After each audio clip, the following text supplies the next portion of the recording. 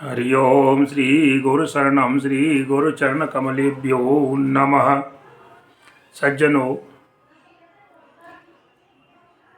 शकुनी को श्रेष्ठ और बुद्धिमान तथा महात्मा विदुर, पितामह भीष्म और भगवान श्री कृष्ण को प्रपंची कहा गया। वो स्थान कौन सा है, किस समय और कहाँ पर श्री कृष्ण को प्रपंची कहा गया और शकुनी जैसे चालाक धूर्त मूर्ख को और श्रेष्ठ बुद्धिमान कहा गया, तो उस स्थान का आपको नाम बताना है कि ऐसी जगह वो कौन सी है। और ऐसा होने पर जहाँ पर ऐसे लोगों के द्वारा इस प्रकार की बातें की जाती हैं, तो ये क्या है, इसको कहते हैं कि विपरीत बुद्धि विनाश का लक्षण होता है। विपरीत बुद्धि विनाश का लक्षण है। तो सज्जनों, देखिए मैं बताऊं आपको वो जगह कौन सी है कि सभा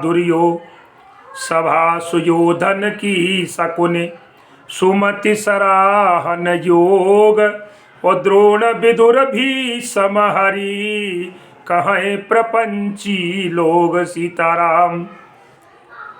देखिए, सभा सुयोधन की शकुनी, सुयोधन का अर्थ है महाराज के दुर्योधन की सभा में जो नीच स्वभाव वाला व्यक्ति था, जिसे शकुनी कहा गया है। सुमति सराहन जोग, उसकी मति की लोग सराहना करते हैं, उसे श्रेष्ठ कहा गया है, बुद्धिमान कहा गया है।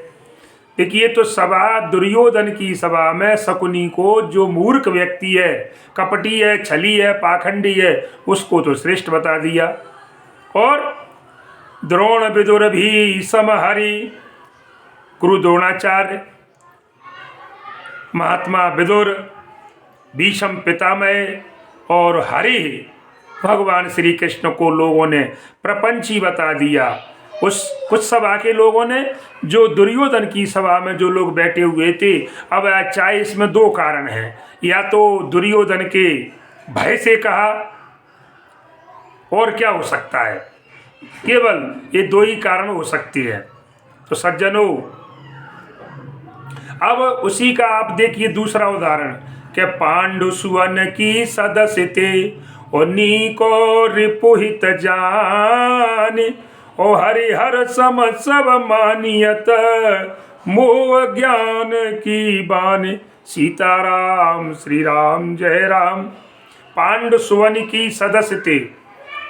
अब वहीं पर आप चलिए, पांडु सुवन, पांडु महाराज के सुवन कहते हैं पुत्रों की महाराज सभा में सब लोग उन्हीं द्रोणाचार्य, भीष्म पितामह को ये सब लोग जानते थे अच्छी तरह से कि ये हमारे शत्रु कौरवों के मित्र हैं। लिखिए, नीक और रिपुहित जान, अच्छी तरह से जानते थे कि ये हमारे शत्रु दुर्योधन के पक्ष के लोग हैं। कौन? भीष्म पितामह, द्रोणाचार्य। इस बात को पांडव जो सभी जानते थे, पांचों भाई, और इधर के लोग भी जानते थे, और भगवान विष्णु और शिव के समान मानते थे उन्हें। लिखिए, हरिहर सब भगवान विष्णु के, भगवान शंकर जी के समान मानते थे। तो लिखिए महाराज जी, क्या है फिर, इसको कहते हैं कि मोह अज्ञान की बान। यही अज्ञान और ज्ञान की बानी का अंतर है महाराज। दोनों तरफ देखो, उधर दुर्योधन की सभा में उन लोगों का विचार कैसा था, और इधर के पांडु तरफ के लोगों में उन्हीं के प्रति किस प्रकार का व्यवहार है। तो इसका मतलब क्या है कि विपरीत बुद्धि विनाश का लक्षण होता है। भगवान श्री कृष्ण प्रत्यक्ष ही पांडवों के सहायक और पूज्य थे। महात्मा विदुर जी युद्ध से अलग थे तो थे ही, द्रोण और भीष्म कौरवों की ओर से भी सेना नायक थे महाराज। फिर भी वास्तविक जो यथार्थ ज्ञान है महाराज, उनके अभ्यासी पांडवों की सभा में सब लोग उन्हें यथार्थ में ही पूज्य समझते थे। भले ही विरोधी गुट के थे गुरु द्रोणाचार्य, भीष्म पितामह, लेकिन महाराज इधर पांडवों की तरफ के लोग उनको क्या समझते, अपने पूज्य समझते थे। तो ये केवल सोच का फर्क है। और सोच का दूसरे मैंने अर्थ बताया विनाश का लक्षण। उधर उन लोगों का विनाश का लक्षण था, दुर्योधन पक्ष का, उनकी बुद्धि खराब हो गई थी, उनमें भेद आ गया था, इसलिए विनाश का लक्षण वहाँ पर स्पष्ट हो रहा है। विपरीत बुद्धि कहती है कि जब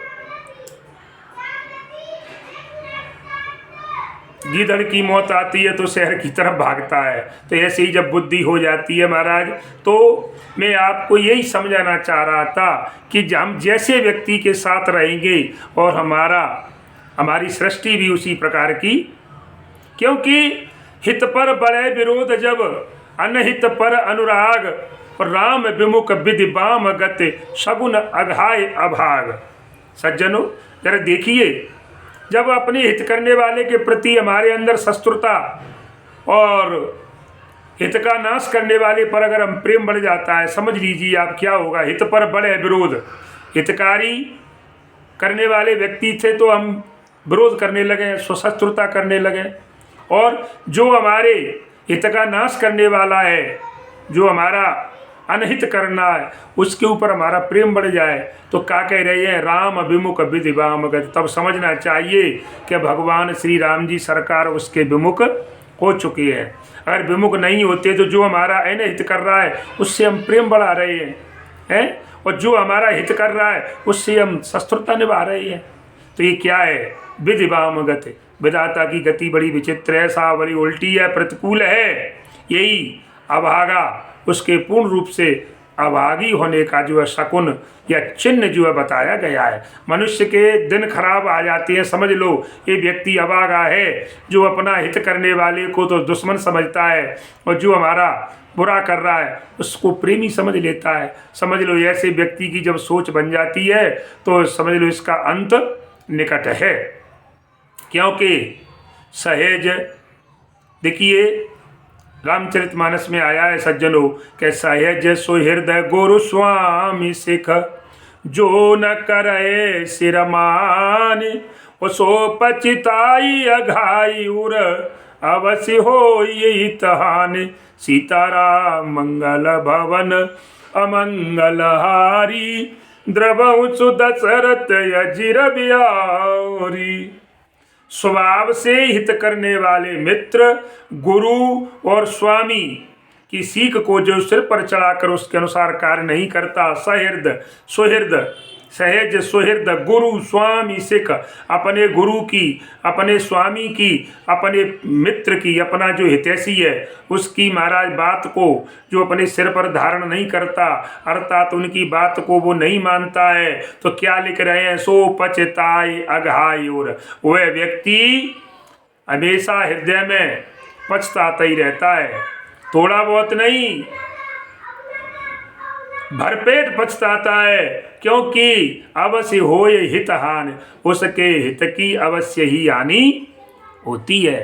तो सज्जनों मैंने आपको एक सुंदर प्रसंग आपके सामने प्रकट किया कि हमें अपना हित करने वाले व्यक्ति के साथ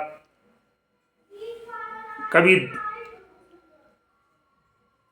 दुश्मनी की भाव नहीं रखना चाहिए, और जो हमारा अनहित करना है ऐसे व्यक्ति से हमें कभी प्रेम मार्ग नहीं अपनाना चाहिए, और नहीं तो ये आपका उसका नहीं आपके विनाश का लक्षण माना जाएगा। सज्जनों तो मैं बार बार कहूँगा कि देखिए विपरीत बुद्धि जो है और विनाश का लक्षण होती है। सज्जनों इसी के साथ जय श्री राम, जय हनुमान।